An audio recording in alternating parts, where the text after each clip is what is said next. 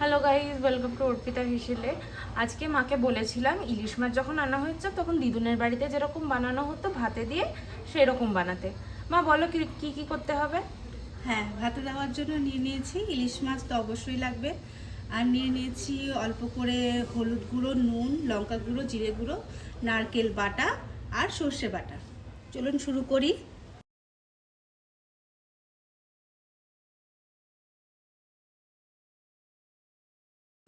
এবার সর্ষের তেল দিয়ে ভালো করে মেখে নিচ্ছি।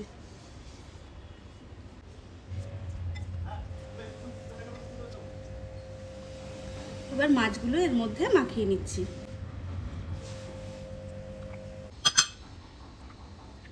এবার মাছগুলো টিফিন বক্সে ভরে নিচ্ছি।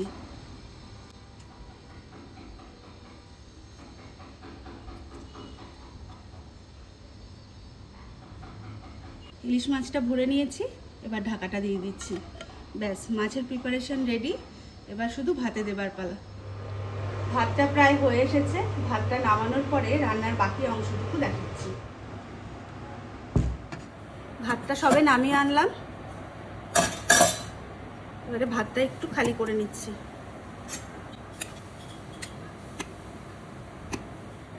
এটা কিন্তু ভাত নামিয়ে জাস্ট ফ্যান ঝরানোর পরপরই করতে হবে, সঙ্গে সঙ্গে, না হলে ভাতটা ঠান্ডা হয়ে গেলে মুশকিল।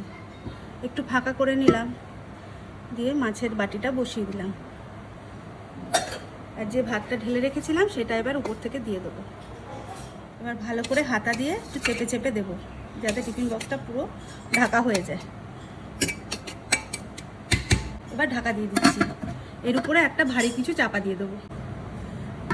এই যে শিলনোড়াটা চাপা দিয়ে দিলাম। এবার এইভাবেই রেখে দেবো বেশ কিছুক্ষণ, প্রায় 8 ঘন্টা 45 মিনিট মতো রেখে দেবো। যখন ভাত খাওয়া হবে তখন এটা খুলবো। এখন দুপুরবেলা ভাত খাওয়ার সময় এবারে খুলে নিচ্ছি। টিফিন বক্সটা তুললেই আগে, তারপর তো খুলবো অবশ্যই।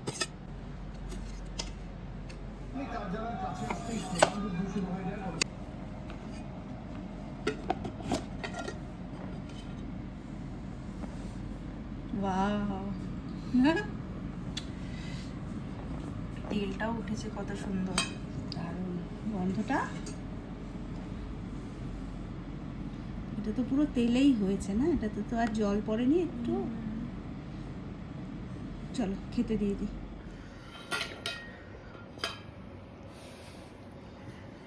দেখছি, হ্যাঁ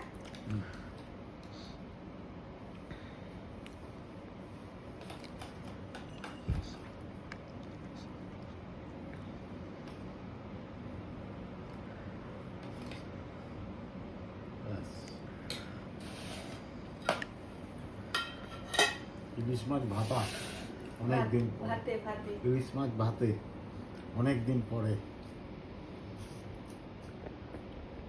এই রান্নাটার জন্য তুমি বিখ্যাত ছিলে, দেখি ভুলে গেছো কিনা।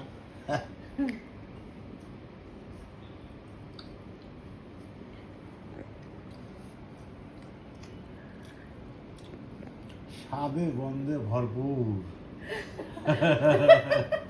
আর ঝাঁঝে ঝাঁঝও সেরকম, বাবা এটা ঝাঁঝটাই খুব ভালো হয়। দারুণ দারুণ।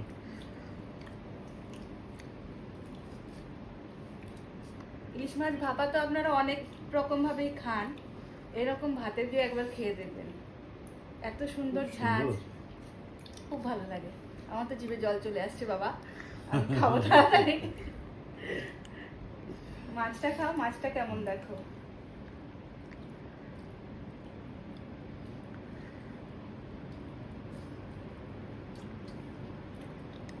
ভাষা হারিয়ে ফেলেছি, কিছু বলবো না। টাটা টাটা বলবে না যখন, তাহলে টাটা।